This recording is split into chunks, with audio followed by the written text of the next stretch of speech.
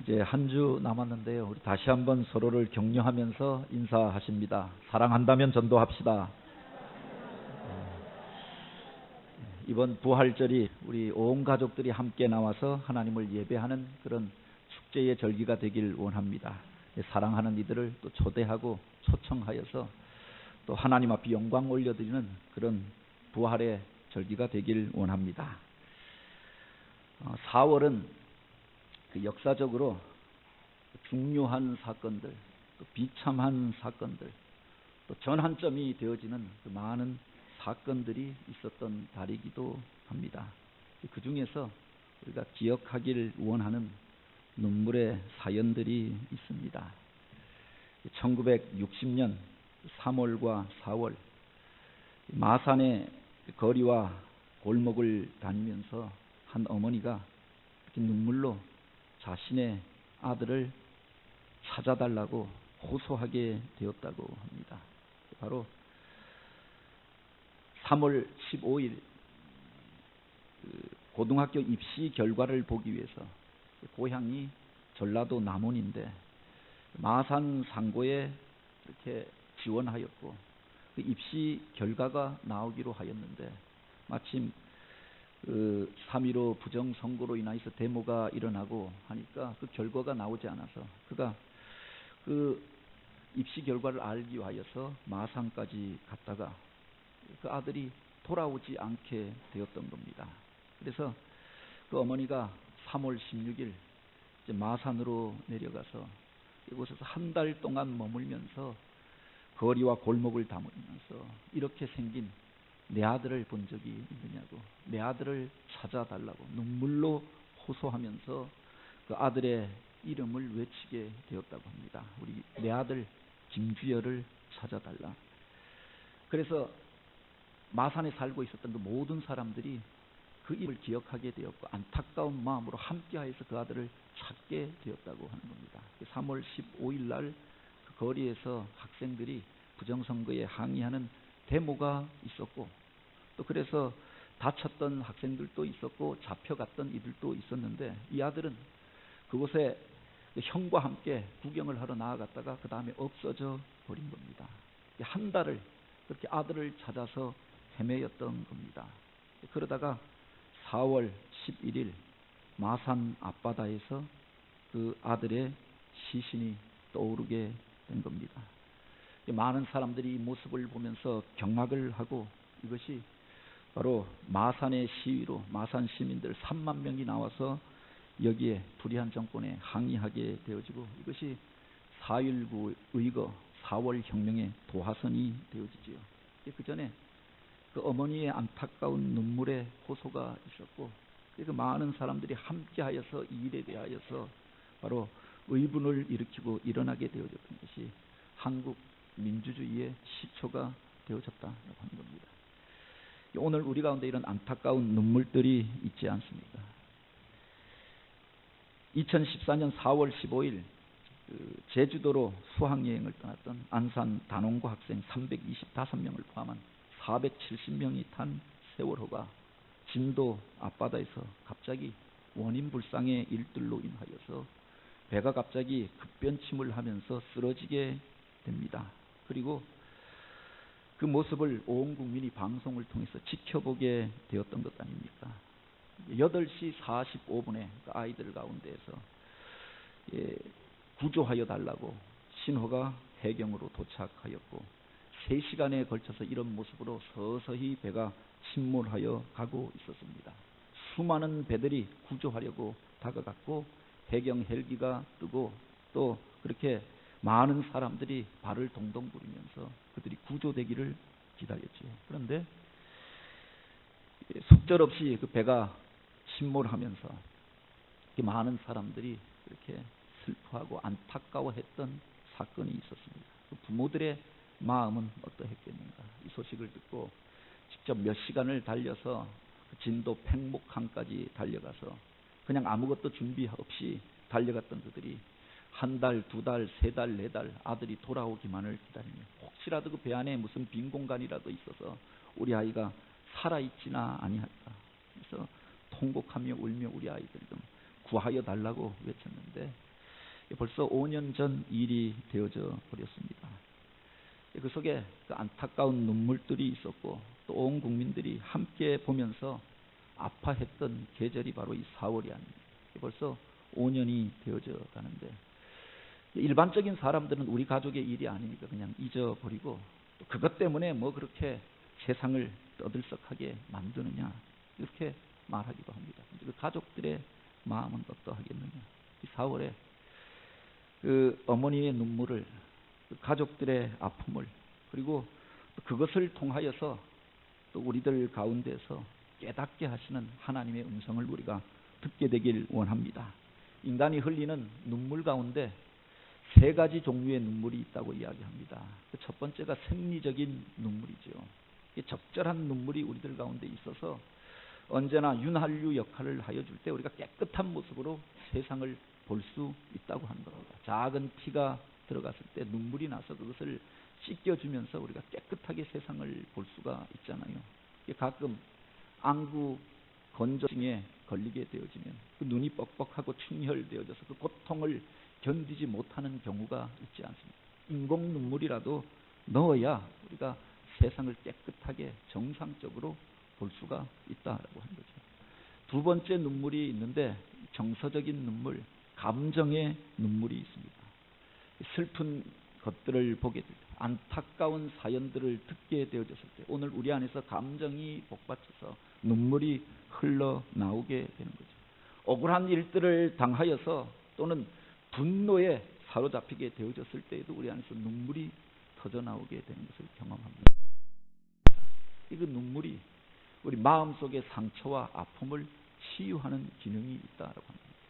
피도 눈물도 없이 우리가 살아간다고 하면 그 속에서 회복을 경험할 수가 없고 그 무게에 짓눌려서 우리가 쓰러질 수밖에 없다고 이야기하는 겁니다. 그래서 이 감정의 눈물을 잘 흘리는 사람들이 내 안의 상처도 치유할 수 있다고 이야기하지요. 여자들이 남자보다 오래 사는 이유가 여기에 있다고도 이야기합니다. 어려서부터 눈물 흘리는 남자에 대하여서 오늘 우리가 그렇게 경계하는 말들을 들으면서 자랍니다. 여자들이 오히려 더 감성적이라서 이런저런 안타까운 사연들을 들으면 드라마를 보다가도 그렇게 울잖아요. 그런 감정의 눈물이 있기 때문에 내 안의 상처들을 쉽게 씻어낼 수가 있다라고 합니다. 그것이 내 안에서 켜켜이 쌓여지게 되면서 이게 병이 되고 또 분노로 폭발하게 되어지면 여러 가지 사회적인 문제를 만들어내게 되는 거죠. 그리고 3번째 눈물이 있는데 이게 바로 영적인 눈물입니다. 그냥 감정에 겨워서 흘리는 눈물이 아니라, 그냥 억울해서 흘리는 눈물이 아니라 아버지의 마음을 품게 되어지고 우리 주님의 심장을 우리가 품게 되어졌을 때 주님의 마음을 품고 나랑 아무 상관이 없는 사람들을 바라보면서 그들의 안타까운 영혼으로 인하여서 또한 비참한 상황들을 우리가 생각하면서 바로 그를 위하여서 울면서 기도하게 되어지는 거죠. 성령께서 우리 안에 거하실 때 오늘 우리가 주님의 마음을 품고 영혼을 위하여서 울면서 기도하게 된다라고 합니다. 하나님 앞에 쓰임받았던 그 많은 사람들을 보면 이 눈물의 기도를 가지고 있었던 사람들인 것을 보게 됩니다. 유명한 스펄전 목사님이 그런 이야기를 했습니다. 마른 눈을 가지고는 너희가 천국에 들어갈 수 없음을 기억하라. 자기 속에 있는 죄에 대하여서 진정으로 통회하고 눈물을 흘릴 수 없는 사람, 내 사랑하는 형제와 이웃들을 향하여서 사랑의 마음을 품고 울 수 없는 사람, 이 땅의 이 안타까운 일들로 인하여서도 함께 울어주지 못하고 오직 자기만의 일들로 인하여서 몰두하고 살아가는 그 사람은 결코 천국에 들어갈 수 없다라고 합니다. 우리 주님께서 고난을 당하시고 십자가를 지셨던 이 고난 주간에 우리가 바로 그 사랑의 눈물을 그리고 그 영적인 눈물을 회복하게 되길 원합니다.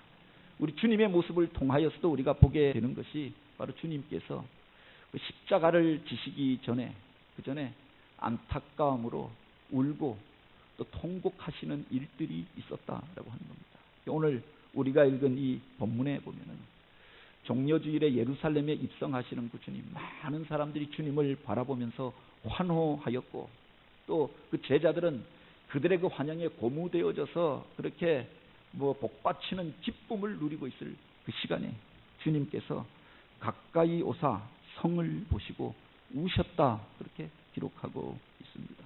더 놀라운 것은 여기서 우시다라고 하는 이 말이 헬라어로 클라이오라고 하는 말로 기록되어져 있는데, 이 클라이오라고 하는 말은 단순하게 우는 것이 아니라 통곡하며 절규하며 우셨다라고 하는 의미라고 하죠. 예수님께서 예루살렘에 입성하시며 많은 사람들이 예수님을 환영하십니다. 그들이 호산나 다윗의 이름으로 오시는 이여 기뻐하며 찬양합니다. 그런데 그들의 모습을 보시고 예루살렘의 상황을 보시고 주님께서 통곡하고 우셨다라고 하는 겁니다. 성경에 보면 예수님께서 우신 장면이 이곳만이 아니라 여러 번에 걸쳐서 등장하게 됨을 보게 됩니다. 특별히 고난주간을 향하여 나아가는 그 절기에, 그 기간에 주님께서 반복하여 우셨던 것들을 보게 됩니다. 요한복음 11장 35절에 보면 사랑하는 친구요 제자였던 나사로의 죽음 소식을 듣고 그의 장례식에 주님이 참여하십니다. 그 무덤가에 서서 이제 그 오라버니의 죽음으로 인하여서 슬퍼하는 마리아와 마르다의 모습을 바라보시면서 주님께서 눈물을 흘리시더라라고 하였습니다. 단순하게 눈물을 흘린 게 아니라 주님께서 이를 통분히 여기사 무덤을 향하여 외쳤다라고 하였습니다. 통분히 여겼다. 사랑하는 이의 영혼을 빼앗아가고 그 생명을 짓밟고 그렇게 어둠 가운데 내어놓고 있었던 이와 같은 세력과 상황을 향하여 주님께서 분노하셨고 그 안타까움 가운데 눈물을 흘리셨다. 그렇게 기록하고 있는 겁니다. 히브리서 5장 7절에 보면 주님께서 겟세마네 동산에서 기도하였던 상황을 기록하고 있는데, 그는 육체에 계실 때 자기를 죽음에서 능히 구원하실 이에게 심한 통곡과 눈물로 간구와 소원을 올려드렸고 그 기도로 인하여서 들으심을 얻었느니라 라고 하였습니다. 그 겟세마네 동산에서 주님께서 드렸던 기도를 우리가 기억하고 있죠. 밤이 맞도록 땀방울이 핏방울이 되도록 그곳에서 기도하였다라고 하였습니다. 단지 그렇게 땀방울을 흘리면서 절규하면서 기도하였을 뿐만 아니라 통곡하면서 우시면서 기도하였다고 합니다. 당신이 당할 고난으로 인하여서 우셨던 것이 아니라 바로 당신을 죽이고자 하는 그 사람들, 대적하는 그 무리들, 그들이 당하게 될 그 심판에 대하여서 바라보시면서 안타까움으로 밤이 맞도록 그들을 위하여 중보하며 기도하시며 통곡하며 우셨다라고 합니다. 오늘 우리가 그 주님의 마음을 회복하게 되길 원합니다.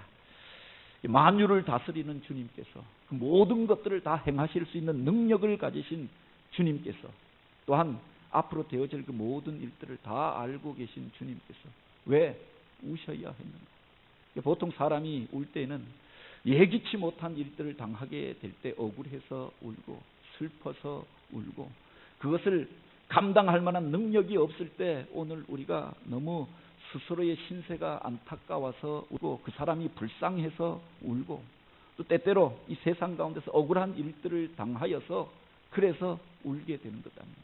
그 모든 것들을 바꿀 수 있는 능력을 가지신 분이 그 미래의 그 모든 일들을 이미 알고 계셨던 주님께서 또 그것을 바꿀 수 있는 권세를 가지고 있는 그분이 왜 우셨는가 합니다. 오늘 본문은 특별히 좋은 날 많은 사람들이 환호하고 있는 자리 가운데서 주님이 우셨던 기록을 기록하고 있는 겁니다. 예수님께서 예루살렘에 입성하는 그 모습을 보고 예루살렘에 그 많은 사람들이 와서 주님을 환영하고 있었습니다. 이미 예수님께서 갈릴리에서 행하셨던 그 모든 소식들을 그들이 듣고 있었던 것 아닙니까? 물고기 2마리와 떡 5개로 장정만 5,000명이 넘는 사람들을 먹이고 12광주리가 남는 일들이 있었고 그런 일들이 몇 번에 걸쳐서 벌어져서 주님을 따라갔던 사람들이 기적을 경험하게 되었다. 풍랑이 있는 바다를 건너는데 그 바다를 향하여 꾸짖으시니 풍랑이 잠잠하여지고 바람이 멎어졌더라. 아니 그 바다를 걸어서 건너셨다라고 하는 소식도 듣게 되어지죠. 손마른 자가 주님을 만나서 그 손이 펴지고 앉은뱅이가 일어나고 앞을 못 보던 소경이 앞을 보게 되어지고, 문둥병자가 깨끗함을 얻고, 죽었던 사람이 살아나고, 더러운 귀신에 들렸던 사람이 치유함을 얻고 주님을 찬양하였던 이 모든 일들을 그들이 듣고, 그분이 우리의 왕이 되신다고 하면, 그분이 예루살렘에 오신다고 하면 이 세상이 바꾸어질 것이라고 생각하였던 겁니다. 그들 속에 이런 정치적인 메시아에 대한 기대가 있었던 거죠.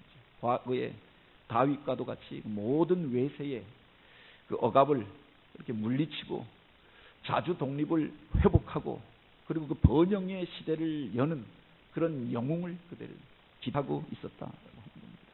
그런데 주님께서 예루살렘에 입성하시는데 어린 나귀를 타고 초라한 모습으로 들어왔던 거죠. 미심쩍지만 어찌되었든 그들은 오신 주님을 그렇게 기뻐하며 환영하였습니다. 근데 그들이 그들 안에 가지고 있었던 근본적인 문제에 대해서는 깨닫지 못하고 있었던 것 아닙니까? 자기들 속에 있었던 죄에 대하여서 깨닫지 못하였고, 우리의 죄를 그렇게 사하고 구원하기 위하여 찾아오신 그 주님, 그리고 십자가를 지실 그 주님에 대하여서는 이미 성경이 예언하고 있지만 듣지 아니하고자 하였고, 또한 그것을 받아들이고자 하지 아니하였다라고 합니다. 바로 그들의 모든 모순은, 문제는 바로 저 로마 제국 때문에 일어난 것이라고 생각했습니다. 그들을 물리치고 로마의 권세를 쫓아내면 우리들 가운데 새로운 세상이 열릴 것이라고 생각했습니다.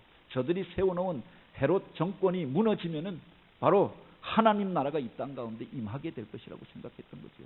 예수님께서 그런 역할을 해주기를 기대하였던 겁니다. 그래서 환호하고, 그래서 예수님을 영접하고, 그래서 찬양하고 노래하였던 거죠. 주님을 환영하였지만 그 마음속에 세속적인 욕으로 가득 차 있었던 것 아닙니까?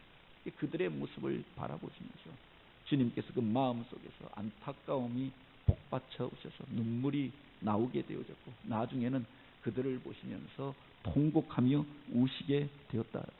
마침 6월절 절기를 지나면서 민족의 광복절을 그들이 기다리면서 전국으로부터 세계로부터 흩어졌던 유대인들이 다 예루살렘으로 올라왔습니다. 흥청거리는 분위기 가운데 그 도시가 번잡하여져 있었고, 이제 새로운 세상이 열릴 것이다 라고 하는 기대감으로 그들이 가득 차 있었던 겁니다. 그런데 주님께서 그들을 바라보시면서 복받쳐 오는 슬픔과 안타까움으로 통곡하시며 우시게 되었던 겁니다. 그 뒤에 이어지는 주님의 말씀 속에 주님께서 우셨던 이유가 기록되어져 있는 거죠. 이르시되 너도 오늘 평화에 관한 일을 알았더라면 좋을 뻔하였거니와 지금 내 눈에 숨겨졌도다. 이 예루살렘이라고 하는 도시의 그 이름의 뜻은 평화의 도성이라고 하는 의미를 가지고 있습니다. 샬롬, 그 샬롬을 이루는 성이 바로 예루살렘이라고 생각하였습니다.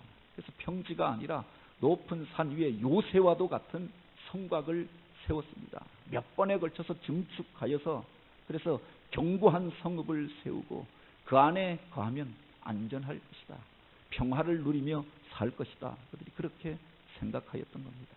이미 그들의 기대가 바벨론에 의하여서 무너지는 것들을 그들이 경험하였습니다. 그런데 돌아와서 다시금 그 성을 중건하고 세우며 성전을 이렇게 건축한 연후에 이제 되었다, 저는 그렇게 생각합니다. 이 성에 머물러 살면은 하나님이 주신 복을 영원히 누리면서 살 수 있다고 생각하였던 거죠. 그렇게 생각하는 그들의 모습들을 바라보시며 주님께서 안타까워하셨던 것 아닙니까? 이 엉뚱한 것들에 기대를 걸고 그것이 나의 모든 문제를 해결해 줄 것이라고 생각하였던 겁니다. 그 성이, 그 건물이, 또 그 사람이 우리들의 문제를 해결해 줄 것이다. 그런 사건이 이뤄지면 바로 오늘 우리의 모든 문제가 해결될 것이라고 생각하였는데, 그들의 이와 같은 무지와 또 죄악된 모습들을, 그 내면을 들여다보시면서 주님께서 안타까워하셨던 거지요. 너도 오늘 평화에 관한 일을 알았더라면 좋을 뻔하였거니와 지금 내 눈에 숨겨졌도다. 하나님의 뜻을 깨닫지 못하고 돌이키지 아니하고 여전히 그 죄악 가운데 행하면서 그 속에서 웃고 떠들고 있는 그들을 바라보시면서 주님께서 안타까워하셨던 거지요. 44절에 보면 또 이렇게 기록합니다. 이는 내가 보살핌을 받는 날을 알지 못함으로 인함이니라 하시니라. 이 진정한 구원이 무엇을 통하여 오고 진정한 보호가 무엇을 통하여서 되어지며 오늘 우리가 참된 평화를 어떻게 누릴 수 있는가 깨닫지 못하고 엉뚱한 것들에 기대를 걸고 그것을 쫓아가는 그들을 바라보시면서 안타까워했던 거지요. 누가복음 13장에 보면은 바로 그때 주님께서 안타까워하시며 그렇게 그들을 향하여서 하셨던 말씀이 또 그렇게 기록되어져 있습니다. 예루살렘아 예루살렘아 선지자들을 죽이고 내게 파송된 자들을 돌로 치는 자여 암탉이 제 새끼를 날개 아래 모음같이 내가 내 자녀들을 모으려 한 일이 몇 번이냐. 그러나 너희가 원치 아니하였도다. 몇 번에 걸쳐서 그들 속에 있는 근원적인 문제에 대하여서 선지자를 보내어서 하나님의 사람들을 보내어서 회개하고 돌이키라고 외쳤습니다. 돌이키지 아니하고 회개하지 아니하고 내 소원만 이루어 달라고 말하였던 거지. 오히려 자기들이 듣기 싫은 말들은 귀를 닫고 듣지 아니하였고 그 사람들을 돌로 쳤고 이제 이 땅 가운데 그리스도께서 오셨는데 그분을 엉뚱한 메시아로 생각하고 높이고 환호하고 있었던 겁니다. 그리고 결국 그들이 자기의 기대와 다르다고 하여서 예수 그리스도를 십자가에 못 박아 죽일 것을 주님께서 이미 다 알고 계셨던 것 아닙니까? 그래서 그들을 바라보시면서 안타까움으로 통곡하고 우시게 되었다라고 합니다. 43장과 44절에 보면 또 이렇게 말씀하십니다. 날이 이를지라 내 원수들이 토둔을 쌓고 너를 둘러 사면으로 가도 또 너와 및 그 가운데 있는 내 자식들을 땅에 메어치며 돌 하나도 돌 위에 남기지 아니하리니. 앞으로 되어질 일들을 바라보시면서 주님께서 통곡하시고 우시게 되어졌던 겁니다. 그들은 이제 예루살렘이 정치적인 독립을 선언하면 그래서 그 외세를 물리치면 새로운 정권이 들어서면 인생의 문제가 다 해결될 것이라고 생각하였습니다. 그래서 그 일들을 그들이 선택하였던 것 아닙니까? 예수님을 선택한 것이 아니라 젤로 땅 바라바를 선택하였고 십자가의 길을 선택한 것이 아니라 바로 무장, 폭력, 혁명의 길을 선택하였던 거지요. 잠시 잠깐 그들이 자유를 찾은 것 같았고 해방된 것 같았지만 그것으로 인하여서 비참한 일들이 벌어지게 되어졌던 것 아닙니까? 예수님의 이 말씀이 그렇게 1900 AD 70년 젤로 땅의 반란을 통하여서 실제화되어집니다.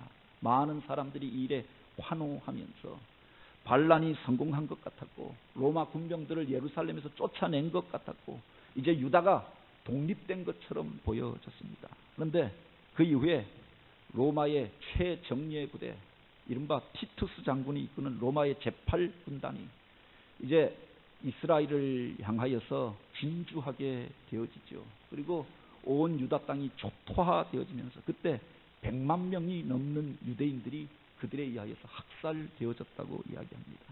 마지막으로 그들을 보호해 줄 것이라고 생각하였던 예루살렘 성으로 피하였던 그 사람들, 그 안에서 몇 달 동안 그 성이 포위되어지면서 먹을 것이 없고 물이 끊어지면서 그 비참한 가운데 부모가 자기 자식을 쌀먹는 이런 악한 일들도 벌어지게 되었다고 하죠. 결국 예루살렘 성보다 더 높은 토동이 그 옆으로 쌓아지고 그들에 의하여서 그 성이 불타고 수많은 사람들이 죽고 이제 돌 위에 돌 하나도 남지 않는 이런 비참한 일들이 벌어지게 되어집니다. 이 강력한 로마 제국에 대항한 이들에게 본보기를 보여준다고 해서 이 예루살렘에 있었던 그 모든 건물들은 다 무너지고 그리고 성전은 불태워져 버리고 수많은 사람들이 살상당하고 죽고 포로로 끌려가고 2000년 동안 돌아오지 못하는 세계를 유랑하는 일들이 벌어지게 되었던 거죠. 앞으로 되어질 일들을 주님께서 바라보시면서 안타까움 가운데 통곡하였던 것 아닙니까? 앞으로 되어질 일들을 알지 못하고 자기들의 선택이 맞다고 생각하였고 하나님이 주셨던 말씀 앞에 회개하고 돌이키지 아니하였고 그 근본 문제를 돌아보지 아니하고 평화의 시대를 이야기하던 그들, 하나님과 다른 방법을 선택하였던 그들, 이 땅 가운데 오신 주님을 향하여서 음모를 꾸미며 죽이고자 하였던 그들이 당할 그 일들을 주님께서 바라보시면서 안타까움으로 통곡하고 울게 되었다. 한 번의 눈물이 아니라 주님께서 이제 겟세마네 동산에 올라서 밤이 맞도록 땀방울이 핏방울이 되도록 그들을 위하여서 중보하며 기도하십니다. 십자가 위에서 당신을 조롱하면서 모욕하는 그들을 위하여서 또한 기도하셨던 것 아닙니까? 주여 저들을 사하여 주옵소서. 자기들이 하는 것을 알지 못함이니이다. 주님의 눈물의 기도를 통하여서 오늘 우리가 죄사함을 얻게 된 줄 믿으시기 바랍니다. 오늘 또 하나님 보좌 우편에서 바로 우리를 위하여서 중보하고 계시다. 하나님의 영, 예수 그리스도의 영인 성령께서 지금도 우리의 연약함을 도우시나니 우리가 마땅히 빌 바를 알지 못하나 오직 성령이 말할 수 없는 탄식으로 우리를 위하여 친히 간구하시느니라 라고 하였습니다. 그 주님의 중보와 바로 이 성령의 위로와 또 함께 하심을 통하여서 오늘 우리가 구원함을 얻고 하나님의 자녀가 된 줄 믿으시기 바랍니다. 우리가 그 주님의 눈물을, 그 주님의 기도를 바로 이 주간에 다시 한번 묵상하고 쫓아가기를 원합니다. 부모의 그 사랑을 기억하는 자녀가 타락할 수가 없잖아요. 그 부모의 눈물을 기억하는 그 아들이 세상 가운데서 악한 일들을 행할 수가 없는 것 아닙니까? 우리를 향한 아버지의 눈물, 그리스도의 그 안타까운 기도, 그것을 우리가 기억하며 그 사랑 안에서 상하고 약하여졌던 것들이 회복되어지며 주님이 원하시는 그 마음을 품고 그 함께하여서 그 눈물의 기도를 드릴 수 있는 한 주간이 되기를 원합니다. 오늘 우리 시대를 가리켜서 눈물을 잃어버린 시대라고 이야기합니다. 이른바 영적인 안구 건조증에 걸린 시대. 아무리 비참한 일들이 벌어져도 눈 하나 까딱하지 않는, 비참한 일들을 당하고 억울한 일들을 당한 사람들을 바라보면서 오히려 조롱하는 시대. 함께하여 울지 않고 함께하여 웃지 않는 시대. 그래서 우리 주님께서 내가 피리를 불어도 너희가 춤추지 않았고 애곡하여도 너희가 울지 아니하였다. 이 세대에 대하여서 그렇게 비유하여 말씀하시지 않았습니까? 오늘 우리가 그 눈물을 잃어버린 것은 아닌가. 다시 한번 우리들 가운데서 그 사랑의 눈물을, 애통하는 눈물을, 그리고 그 기도의 눈물을 회복하게 되기를 원합니다. 주님께서 십자가를 지시고 골고다 언덕길을 올라가실 때 여인들이 따라가면서 어찌할 수 없어서, 할 수 있는 것들이 아무것도 없어서 통곡하고 울면서 주님을 따라갔다라고 하였습니다. 그들을 향해서 주님께서 주셨던 말씀이 있지 않습니까? 예루살렘의 딸들아, 나를 위하여 울지 말고 너와 너의 자녀들을 위하여 울라. 주님께서 힘이 없어서 십자가를 지신 것이 아니었고 주님께서 죄를 범하여서 그렇게 고난당하고 죽은 것이 아니었어요. 오늘 우리들을 위하여서 십자가를 지시고 마지막 그 피 한 방울까지 흘려주신 줄 믿으시기 바랍니다. 오늘 우리가 그 사랑을 기억한다고 하면 그 십자가 앞에 우리 자신을 세우면서 먼저 우리 자신을 위하여서 울을 수 있어야겠죠. 믿노라고 하면서도 믿음이 없는 자와 같이 세상 사람들의 문화를 따라가며 하나님의 일들에 대하여서는 오늘 우리가 어떤 감동도 어떤 참여도 하지 아니하고 오직 자기 일들만으로 인하여서 몰두하고 살아왔던 삶의 모습, 세상의 것이 전부인 것처럼 그것을 쫓아갔던 우리들의 모습들을 바라보면서 바로 그 십자가 앞에 우리 자신을 세우고 울면서 기도하는 한 주간이 되기를 원합니다. 죄악된 것들이 있다고 하면, 우리 안에 들어와 있는 온전치 못한 것들이 있다고 하면 눈물이 그 눈 속에 들어와 있던 티를 씻어내는 것처럼 울면서 씻어내고 통곡하며 나아가는 자를, 우리 하나님께서는 통회하는 자를 멸시치 아니하시고 우리 하나님께서 기뻐하시는 제사는 상하고 통회하는 심령이라고 하겠습니다. 다윗이 하나님 앞에 쓰임받았던 이유도 바로 여기에 있지 않습니까? 온전치 못한 자였고 약한 자였고 형제 가운데서 가장 작은 자였지만 그는 눈물의 기도를 가지고 있었던 사람이었던 거죠. 힘들고 어려울 때마다 주님 앞에 엎드려 기도하였습니다. 죄악을 범하였지만 그것으로 인하여서 침상이 썩어질 정도로 통회하며 기도합니다. 내가 토설지 아니할 때는 종일 신음함으로 내 뼈가 상하는 것 같은 아픔을 느꼈도다. 그가 하나님 앞에서 눈물로 통회하며 내 안에 정한 마음을 창조하시고 정직한 영을 새롭게 하여 주옵소서. 그 구원의 기쁨을 회복시켜 주사 자원하는 심령으로 주님 앞에 나아가게 하옵소서. 날마다 울며 기도하던 그의 죄를 사하여 주시고 다시 한번 붙들어 사용하여 주신 줄 믿으시기 바랍니다. 우리들 안에 온전치 못한 것들이 있다고 하면 바로 십자가 앞에 우리 자신을 세우며 먼저 우리 자신을 위하여서 울고 회개하는 한 주간이 되기를 원합니다. 뿐만 아니라 너와 너희 자녀들을 위하여서 울라라고 하였습니다. 내 사랑하는 자녀들 가운데 세상의 일들로 분주하여서 이 치열한 경쟁 가운데서 저들이 살아남기 위하여 공부하고 또 그렇게 살아가면서 가장 중요한 것들, 바로 예수 그리스도를 믿는 신앙과 하나님을 경외하는 예배의 자리를 저들이 떠나 있다고 하면은 바로 가장 중요한 것을 잃어버리고 있었던 것 아닙니다. 자기 일들로 인하여서 몰두하고 그것만 이루어지기를 향하여서 달려가고 있다고 하면 바로 오늘 우리가 저들을 위하여서 울며 기도해야 하는 것 아닙니까? 먼저 믿는 자들이 또 하나님을 의뢰하고 그 마음 속에 마음을 주셨을 때 저들을 위하여서 중보하며 기도해야 하는 것 아닙니까? 기도로 그렇게 하나님 앞에 맡겨진 아들은 결코 망하는 일이 없다고 하였습니다. 한나가 그 가정에 어려운 일들이 있을 때 주의 성전에 나와서 눈물로 기도합니다. 그 전에서 하나님께서 그를 만나주시고 그 어둠의 시대 가운데서 시대를 깨우는 사람으로 사무엘을 낳게 하시고 그 이후에 이제 그를 통하여서 자녀손들이 일어나면서 복된 가문을 이루게 되었던 일들을 기록하고 있지요. 모니카가 그 아들의 타락함으로 인하여서 성전에 나와서 눈물 뿌려 기도합니다. 그에게 주었던 말이 바로 그 눈물로 하나님 앞에 드려졌던 그 아들이 망하는 법이 없다라고 하는 말씀이 임하게 되지요. 그가 이제 깨닫고 돌이켜서 탕자가 변하여서 성자가 되지고 기독교의 위대한 복음을 전하는 자로 쓰임받게 되어졌던 것을 우리가 알고 있습니다. 그 눈물의 기도가 한 사람의 운명을 바꾸고 또한 역사를 바꾸는 힘이 있는 줄 믿으시기 바랍니다. 눈물이 저주를 바꾸어서 축복이 되게 하고 실패가 바꾸어져서 성공이 되게 하고 그렇게 딱딱하게 굳어졌던 심령의 문을 열어서 하나님의 사람으로 바꾸는 능력이 있는 줄 믿으시기 바랍니다. 바로 이 주간에 주님의 마음을 품어서 한 영혼을 품고 우리가 기도하게 되기를 원합니다. 단지 나와 내 가족만을 위하여서 기도하는 것이 아니라 오늘 우리에게 허락하여 주신 형제들, 민족과 동포를 위하여서도 우리의 눈을 열어 기도해야 하는 것 아닙니까? 우리 주님께서 우셨던 것이 당신의 고통으로 인하여 우셨던 것이 아니라 당신 형제들만을 위하여서 우셨던 것이 아니라 바로 그 백성들을 향하여서 열방을 향한 안타까운 마음에 우셨던 것 아닙니까?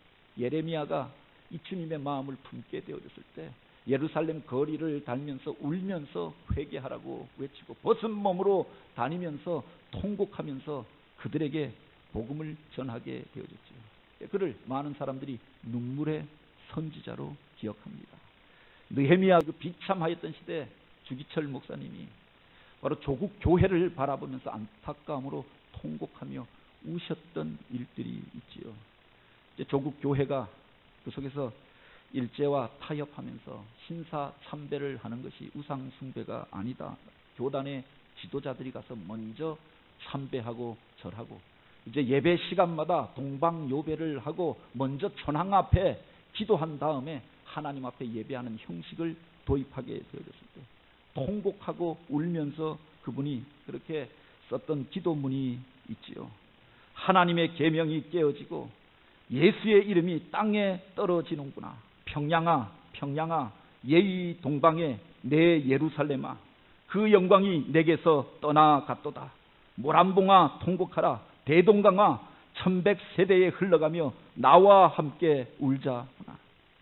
이 주기철 목사님이 바로 이 조국교회가 특별히 저 북녘의 교회들이 어떻게 될 것들을 바라보면서 바로 통곡하며 우셨던 기록이 나오지요.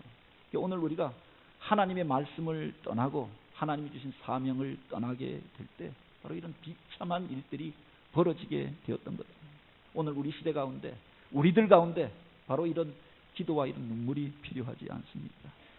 세상에 죄악된 일들로 인하여서 타락한 모습들을 보면서 그래서 정죄하고 심판하는 독한 말이 아니라 나만의 것에 몰두하면서 그래서 세상을 포기하고 나의 것들로 가득 차 있는 그런 모습이 아니라 바로 이 나라와 이 민족을 향하여서 이 백성들을 향하여서 다시 한번 우리가 울며 주님 앞에 나아가야 할 때인 줄 믿습니다. 그 옛날 이 땅이 부흥할 때 하나님께서 이 땅을 축복하실 때 기도하는 수많은 사람들이 있었습니다. 골짜기마다, 언덕마다, 그리고 주의 성전마다 나라와 민족을 위하여서 통곡하고 울며 영혼을 품고 기도하였던 사람들이 있지 않았습니다. 그들을 통해서 그 가정이 일어나고 그 교회가 부흥되어지고 하나님의 놀라운 영광이 나타나게 된 줄 믿으시기 바랍니다. 생명을 살리고 구원하는 세 가지 물이 있다고 하였습니다. 그 첫 번째 물이 예수 그리스도의 보혈, 바로 그 희생의 피이고, 두 번째가 바로 성도의 눈물, 주님의 마음을 품고 하나님 앞에 올려드리는 눈물의 기도이고, 세 번째가 그렇게 교회가 하나 되어져서 주님의 일들을 행하여 가는 수고와 헌신의 땀방울, 이것이 죽은 땅을 살아나게 하고 잃어버린 영혼을 돌아오게 하고 하나님의 영광을 나타내는 생명의 물이 되어진다고 하였습니다. 오늘 우리들 가운데 행여나 그런 물들이 그쳐진 시대에 살고 있지 않습니다. 메마른 시대 가운데서 서로를 향하여 울지도 않고 더 이상 수고의 땀방울을 흘리고자 하지 않고 주님의 피가 우리들 가운데서 잊혀져 버린 시대 가운데 다시 한번 그 피 묻은 십자가를 붙들고 우리가 기도하게 되기를 원합니다. 주님의 심장을 품고 영혼을 위하여서 중보하며 눈물 뿌려 기도하는 한 주간이 되기를 원합니다. 단지 기도만이 아니라 그래서 사랑의 수고를 마다하지 아니하고 온 교회가 함께해서 땀 흘려 일하면서 하나님이 주시는 거룩한 부흥을 경험하고 다시 한번 이 언덕에서 생명을 살리는 물이 흘러가서 수많은 영혼 구원함을 얻고 이 언덕을 오르게 되고 함께해서 하나님의 영광을 바라보고 찬양하는 그날을 바라보며 나아가는 교회가 되어지길 주님의 이름으로 축복합니다. 이 시간 우리 함께 이와 같은 소원을 품고 기도하길 원합니다.